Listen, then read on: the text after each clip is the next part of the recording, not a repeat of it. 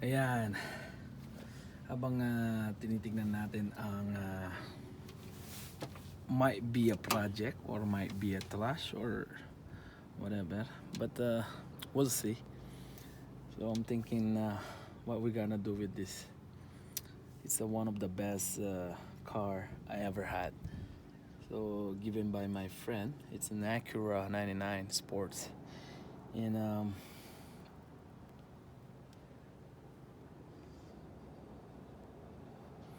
one of the performance, not the turbo side. It's a VTEC. It's 1.6 VTEC. Pansin nyo, napakadumi. Napakadumi ng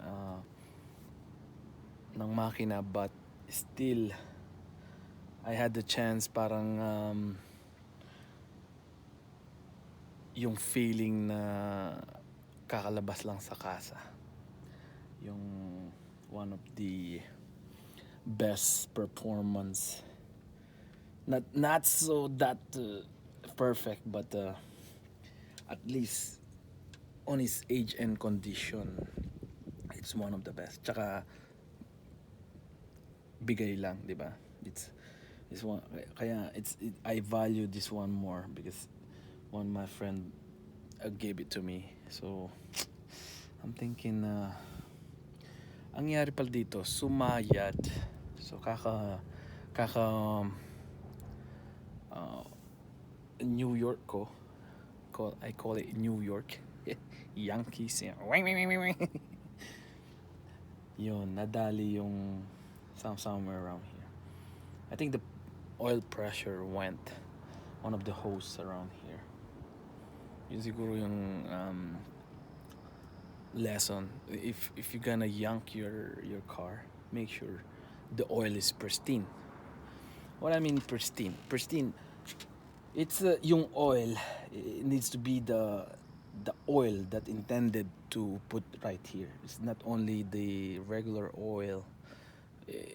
It's not only the price. It's the manufacturers approve and the aftermarket oil. If so, if you have upgrade performance. So yun. Siguro yung lesson ko kaya medyo nadali tong sasakyan na to. It's one of the short but we bond pretty much intense. So intense, bakit intense? I had this car barely not yung paano ba yun?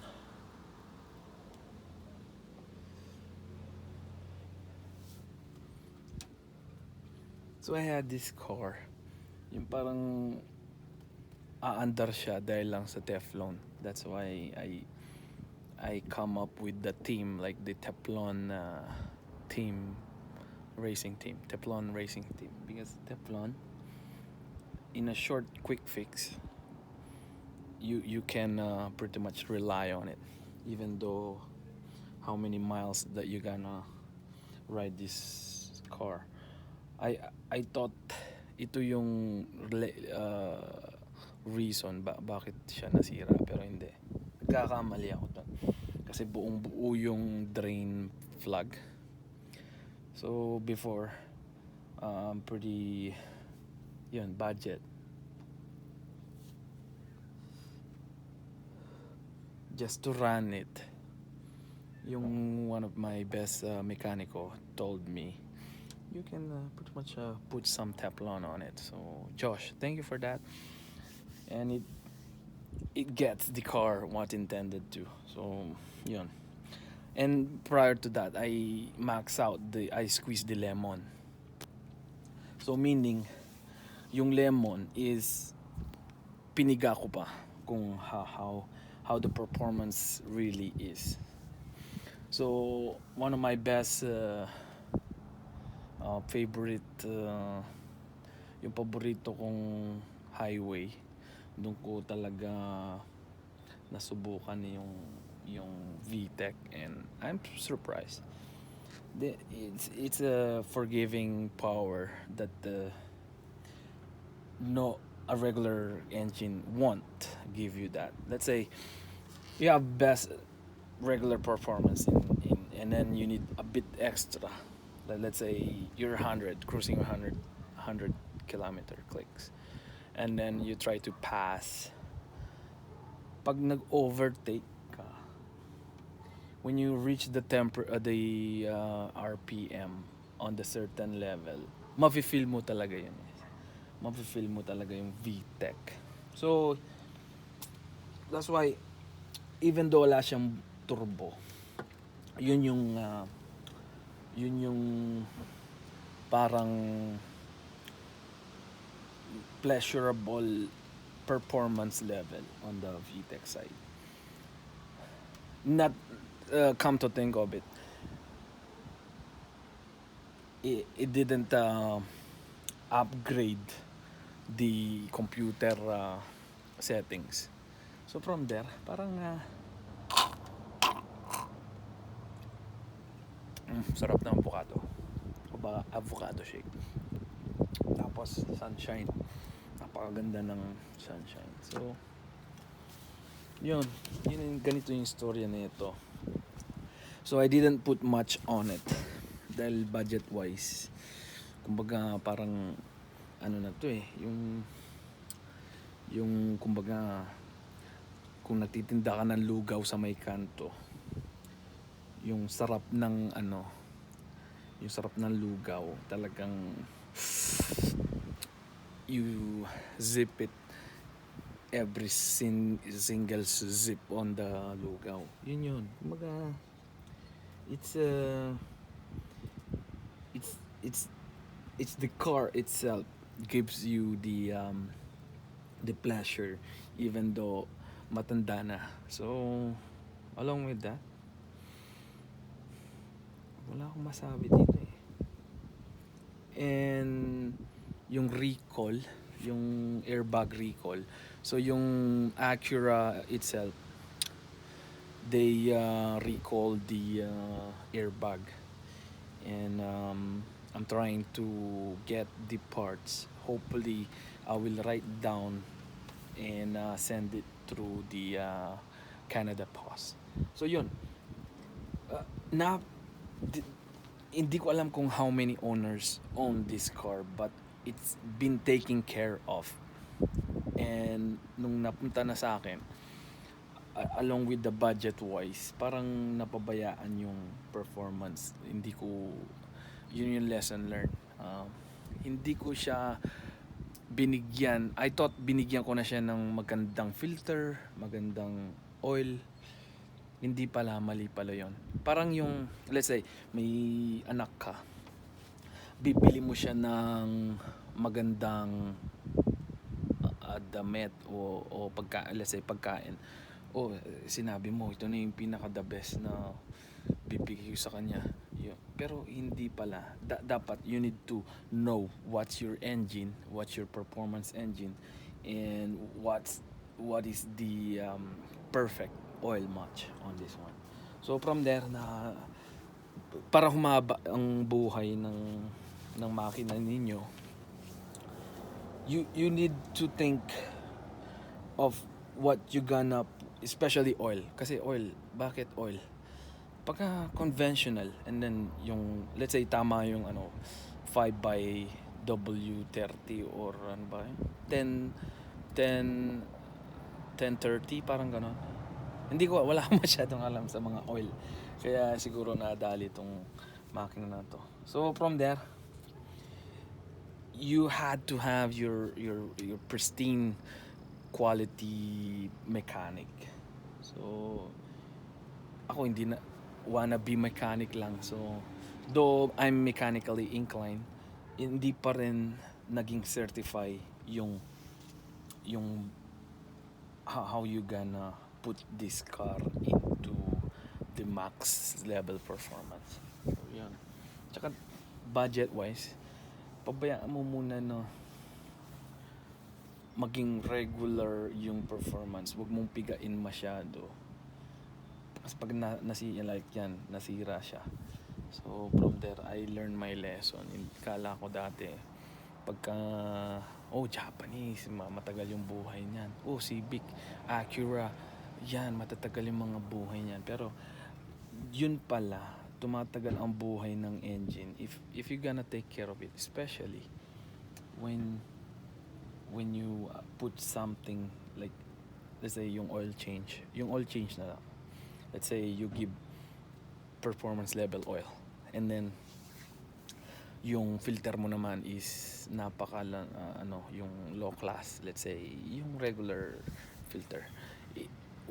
When you run the engine intended na circulation, parang yun yung nag-aano ng oil eh. So kumbaga parang magiging less ang quality pag yung na-reach yung temperature nung um, um, nung certain performance. Let's say hayaan ko na to, try ko lang tong i-max out to the level na gusto mo na talagang pigain yung performance. But that being said, I'm pretty surprised with this performance kasi nung binigyan ko to ng oil, hindi naman na yung drain plug, pero nagtataka ako when I reach my destination is about 1,000 kilometer, let's say roughly 1,000 kilometer. Pagdating ko sa sa destination, na I check my oil, and from there parang kulang yung oil, parang talagang sumagat yung sa dipstick niya. Parang sabi ko, konting-konti na lang yung oil nito, pero umabot sa pinaroroonan. And come to think of it, squeezing the lemon within that period. So from there I learned my lesson. So now if I got a brand new car, let's say, I will make sure if I'm gonna squeeze, or let's say you feel na I need the extra power, I make sure na this will be parang na yung tawag dito, yung niya, yung kakayanin within yung condition. Kahit na perfect condition yung let's say may mekaniko ka, sinabi sa'yo performance level na yan, yung tune niya is for racing na, pero along with that, pag sinabi niyang ganun, you check at least yung oil, kung is it the right oil in this performance temperature. Let's say na tune ito sa racing mode, regular car tuning racing mode, pero na-reach mo yung max temperature. Pag na-reach mo yung max temperature, mag-iiba yung performance ng oil. Yung pala yun. Kasi lalo na yung environment mo is malamig. That time it's winter. It will, yung lapot nag-iiba eh. Nag-iiba yung lapot within the certain temperature. Halimbawa, nagluto ka ng fries, 'di ba? Or fishball, 'di ba?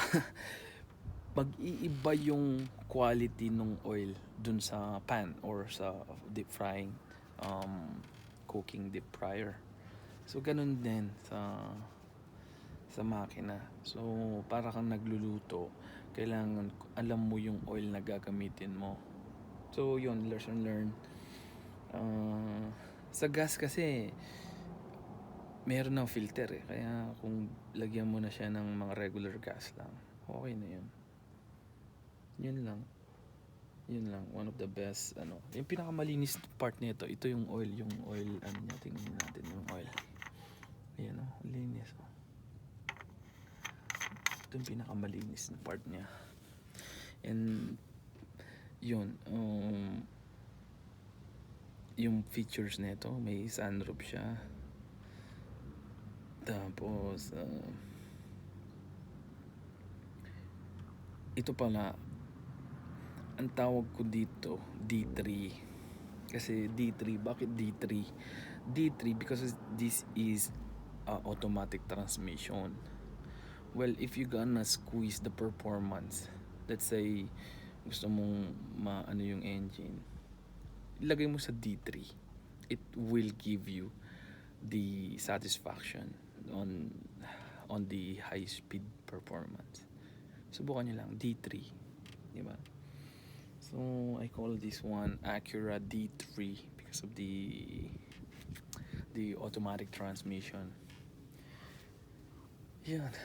So ala sa ano yun eh, ala sa gaano ka mahal ang sasakyan. It's the oil itself. It's the oil. It's the oil. Kasi kung let's say may performance car ka and then you put cooking oil, iba yun, di ba? Yun. Parang you learn from the other mistake, from your friend's mistake, from somebody's mistake. But for me, I learned in a hard way.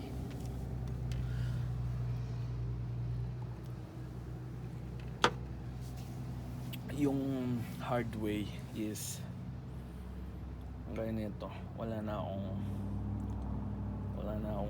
performance performance car dahil doon. Pero ganun pa man, everyday in driving, ano yun eh, kumbaga everyday experience, everyday learning. So from there, here's the thing, if you're gonna, let's say napamahal ka na sa sasakyan mo or ano, there's another car that you just need patience to just wait until it will be given to you. So let's say you want a Ferrari, you want Lamborghini or Maserati. So from there, given to you because it intended for you to have it. Yun. So wag kang magmadali. Alamin mo ang sasakyan from the detail on it. Hindi yung detailing na i-detail mo siya sa loob, papabanguhin, labas, hindi ganun. Part na yon nung pagpupunas ng sasakyan. Pero aside from that, you need to know every detail of your car. Kasi ito, let's say, there's a VTEC technology on it. Yung VTEC, it needs a performance oil to squeeze that performance. Yun. So, from there, yun na muna ang review ko sa car na to. And yeah, hopefully there's another car that willing to get a test drive and squeeze the lemon in the future. For that, if you're gonna follow my YouTube channel, Tot Para Tot, if you don't like what I say, just hit subscribe or the eject button, what I call it. Kasi this channel is intended for flying like the paramotor. Going back to my paramotor. Yung paramotor, why paramotor? Paramotor is the simplest way and cheapest way to fly. Right? Well, hindi pala. Yung kite din. So, nagsimula ako sa kiting. Parang na-experience ko, wow, the best pala ang magpalipad ng saranggola. So, from there, parang sabi ko sa sarili ko, try ko kayang mag-upgrade o mag-ano ng ibang sports. Yung extreme sports like the paramotor, kailangan din ng research and a lot of training. So, from there, naisip ko yung ATOT or the ATOT. They call it the Aviation Training and Orientation for the paramotor. So, I call it ATOT because of the Aviation Team Orientation. Paano ba to? Parang nakalimutan ko na yung ATOT na yun eh. Basta, yun na yun. Orientation, learning, something ganun. Well, from there, if you willing to fly sa taas, let's say you have a Cessna 170, kailangan perfect yung oil, perfect yung fuel mixture, perfect yung day. Pag may bagyo, huwag kang lilipad. Yun lang yun. So, it needs, kasi pag lumilipad ka na, perfection na yun. Hindi ka tulad sa ground. Let's say naka R6 ka. You have a Yamaha R6 na fucked up yung yung engine. You have you feel safe kasi may clutch ka and preno. And then you just get into the E lane para huminto at magtawag ng saklolo. Hindi ka tulad sa pag lumilipad ka na, let's say you have a power motor, nagiging fatal yan because the pilot error. Kasi if you don't know what you're doing, let's say you have a Maverick performance skill level, and then wala kang disiplina, let's say, oh, there's a wind speed around 50 or 40 clicks. Oh yeah, it's good to fly, but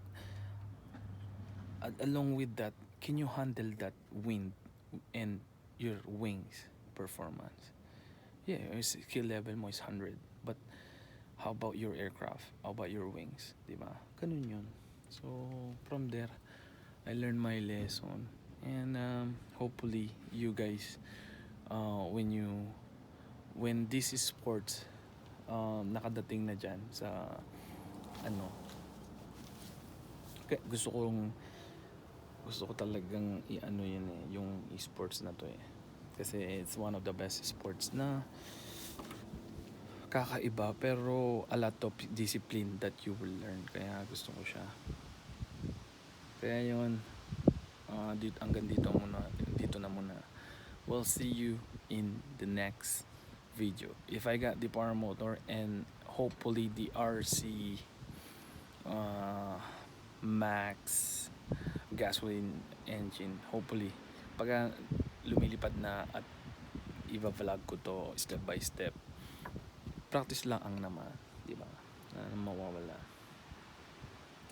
So, see you guys in the next. Please hit subscribe, comment, whatever my mistake and what you can add to my performance skills, o ano bang wala, ano bang meron, ano bang the best, ano bang ano. So comment, hit subscribe. See you in next video.